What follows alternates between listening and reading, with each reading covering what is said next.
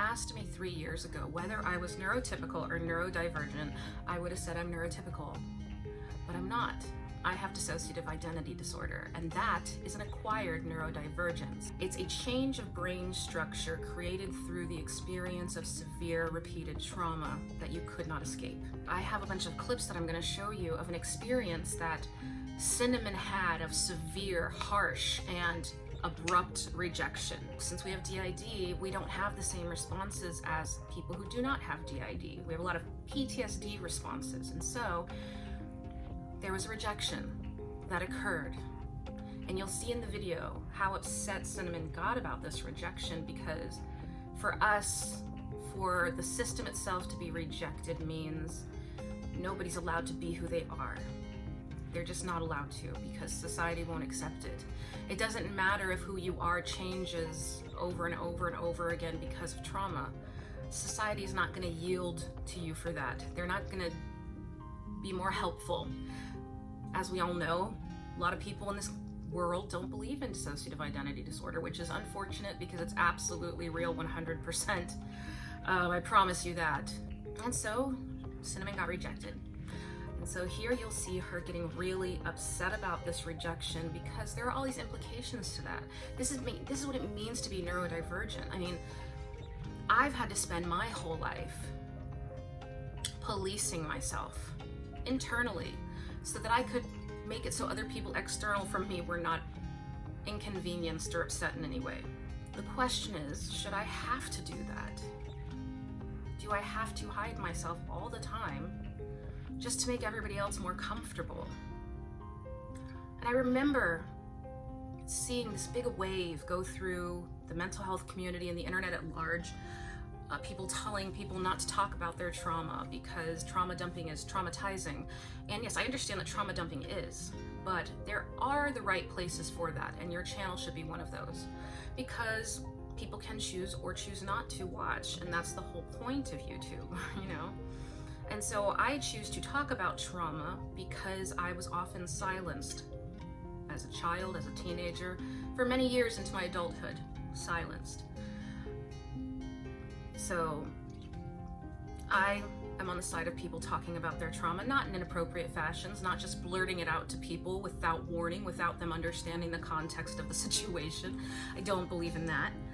But when people have warning and they can walk away, then absolutely. I believe you should be able to talk about your trauma.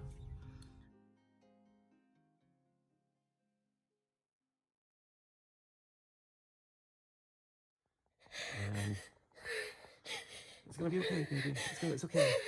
It's gonna be okay.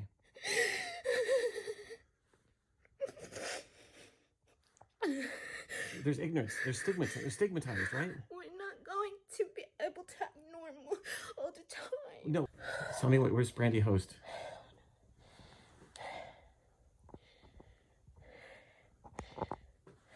I'm holding your foot.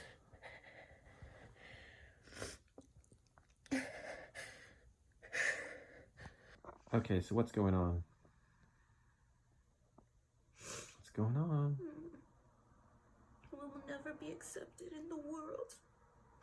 We were not allowed to be ourselves ever. Only everybody else gets to, and everybody gets accepted, but I...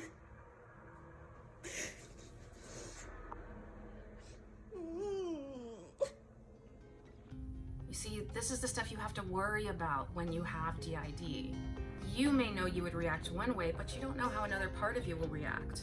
And so Cinnamon just ran upstairs as fast as she could to get out of the sight of people and into the bedroom so she could have a breakdown, basically, and think about what it means that nobody wants to meet her. You know, because that's basically what happened, is they didn't want to meet her. And it was a misunderstanding. And well, I'll just say that much. And it just sent her into a tailspin, because it's hard to be neurodivergent in a neurotypical world. It is very hard, because like I said, I spent my whole life policing myself internally, thinking everybody did it, thinking everybody must be doing this. How do they all do all these things, you know? But no, it turns out that not everybody was doing that. That's not what people were doing. It's what I thought they were doing, because you don't know what other people experience. You only know what you experience. And so, You know, I'm doing terrible at this video. I should have made notes, but every time I make a note to make a video, to like read off a script or something like that, it just goes awry. I can't do it, and I'm also having a hard time staying on track generally. I don't even think it's me. I think it might be another part of us, which means I can't stop those feelings.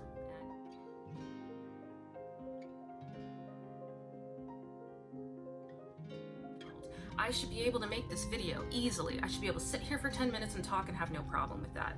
Obviously, I'm not James anymore. But I can't. I can't do simple tasks that everybody can do. I can't just go to T-Mobile and pay my T-Mobile bill without having a heart attack or a nervous breakdown. I cannot make a video without getting disappointed from something or getting triggered by something I said myself without having this happen. And so here I am trying to make a video about, I think it was neurodivergence versus neurotypical people, and I can't do it. I'm trying to show you Cinnamon, and Cinnamon did this amazing, so let's just keep going. This is what it's like. Let's say I didn't edit this video at all and I just put it out like this. This is what it's like, okay? All my trains of thought can be very blurry, and they can suddenly pause or intersect with another train, and then both the trains become one train and one cart belongs together, one cart. See? I'm gonna start explaining this in ways that's gonna confuse people. Anyway, so let's talk back about Cinnamon. So actually, Cinnamon got extremely upset, and it turns out I'm a male alter, by the way. I don't know who I am. I might be Jeff, I might be Simon. I'm sitting like Jeff, but I'm not. I don't know if I'm Jeff, but and you've never met him. Sorry, guys. You never met him. He's actually named after my best friend's little brother, I think. And he's a factive based on my best friend, but he's not like my best friend. My best friend was like the blueprint for him years ago, but he's not like him at all. He's not even the same age as him, doesn't have the same name, doesn't behave like him. So you have to understand that just because the mind uses a blueprint to create an alter, it doesn't mean that alter is gonna be the same as the original person. And yeah, I don't think I'm Simon. I don't know. I might be Jeff. Jeff sits like this. This is how he sits, so I don't know. And I don't feel a lot of emotion, so both of those guys don't have a lot of emotions, Simon and Jeff. Anyway, so Cinnamon got very upset. We didn't know that it was a big deal not to upset Cinnamon. Actually, it was a good thing she got upset, because then this miraculous thing happened, and we really wanted to be on point when we were going to explain this, but I don't think we're going to be able to make the videos we always make all sweet and nice. I don't think we should have to do that all the time.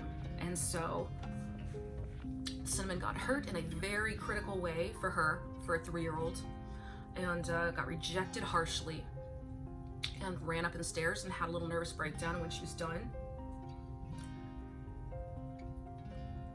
what happened was,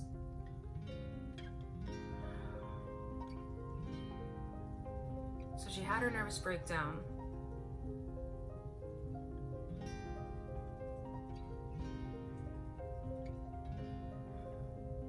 Okay, I think I switched again. So she had a nervous breakdown, and I think I'm back to Brandy. I think. And this amazing thing happened. Brandy, I was in the back seat, watching everything, experiencing it as well, but I had no control. I couldn't speak, I couldn't move the body. And I watched as this alter, who I will say is probably an alter we've had for a very long time, came out of my consciousness, something I wasn't aware of, and he called himself. Now here's where things are gonna get dicey, because people are going to be like, that's too silly to be real. You must be making this up.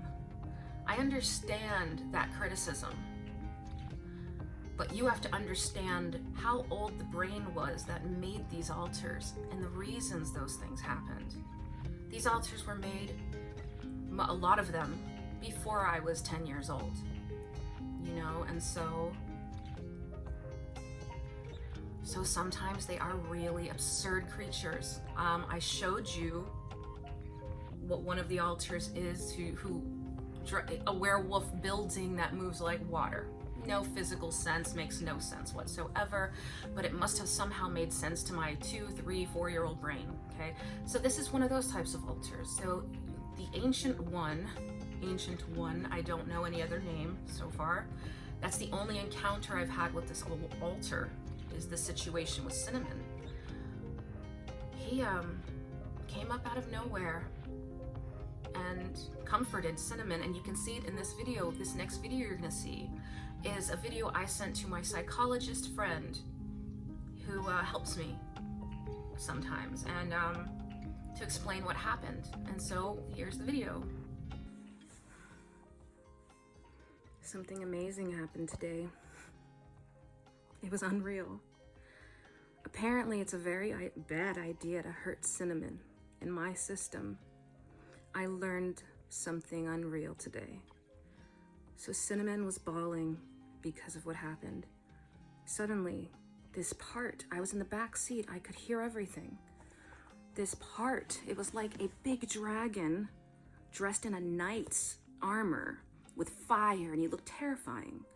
And he had this deep, like inhuman deep voice. And he came and he said that he is the Ancient One. He's the environment we live in. And he said that he will protect Cinnamon and nobody will hurt her. And then he made all the altars. He said he's way older than the Sphinx. And he said, he made all the altars. I couldn't see them exactly, but I just knew. So he made all the altars stand in a circle with Cinnamon in the center of the circle. And he made them shine their love on her. Like the Care Bears did in the cartoons. They would shoot out of their chest like a rainbow, but there was no rainbow. It was like they were just light shining on her to heal her. Because apparently in my system, it's very bad to hurt Cinnamon. So he told her all these things, that she doesn't need anybody outside of herself. We will protect her. We will be the sun shining on her face. She will not need anything. He was saying stuff like that. But he says in a really strange, like, you will not need anything. I know it sounds silly. I know. That's just how the disorder is. And then he said all these different things to her. And he says, I'm going to hug you. And he picked up this bear, which is Cinnamon's favorite bear. And he hugged it. And when he hugged it, Cinnamon turned into the bear and I was him. And I was watching from behind and I could feel Cinnamon. I could feel her, like her body. She doesn't have a body.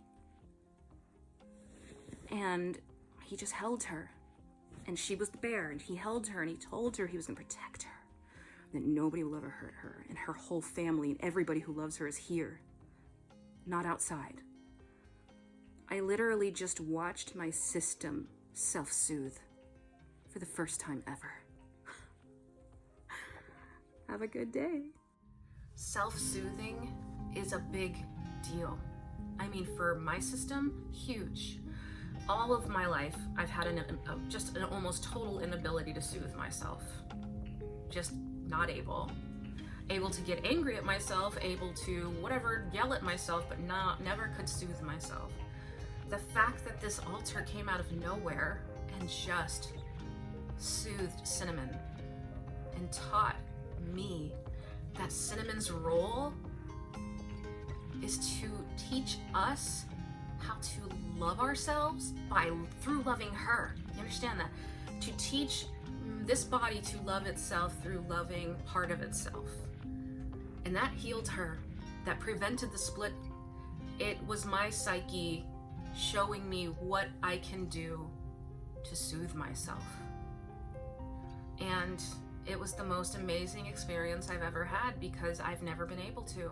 I didn't even know that that's what was happening until hours afterwards. I had to talk with somebody about it to understand what I was doing.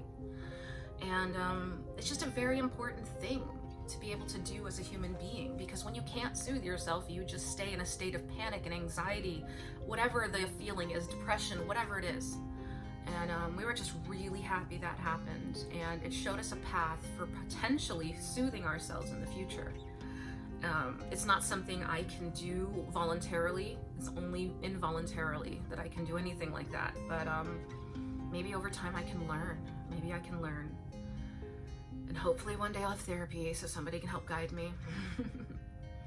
Anyway, I know this video was a mess. I don't even know if this is showable. I have to literally go watch the video to see what I said to myself or said to the camera during this video to see if any of it is even workable. And whether it is or not, I might just show it anyway, because I'm trying to show that DID is very complex and it's very hard to deal with, and it's especially hard when the world does not conform to your needs ever. It never does, it never will. It's extremely difficult. And I don't think I even explained all the difficulties of being neurodivergent. I'm so mad at myself. Here we go again. Okay, like this video is just the worst. Oh my God. Anyway, I'm done. I don't even care anymore. I hope you guys are having a good day. Like, we tried to make the video good. It's not good. It's not good. I don't even know. I'm just a little bothered by it. But anyway, you guys have a good day. We love you. We love you. We do. We really do.